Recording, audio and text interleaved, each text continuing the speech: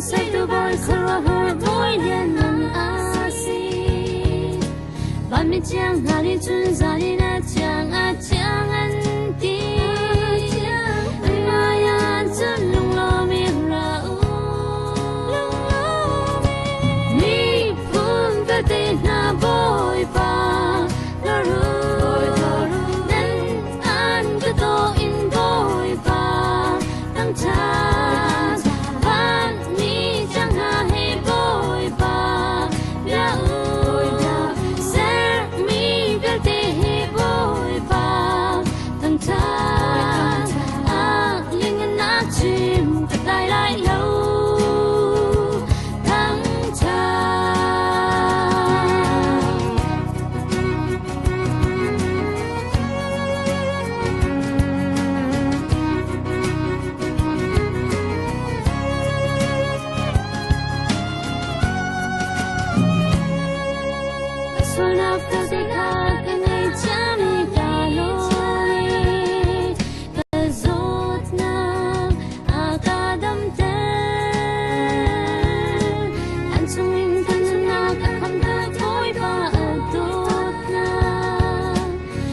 chung at chat na chung lên hi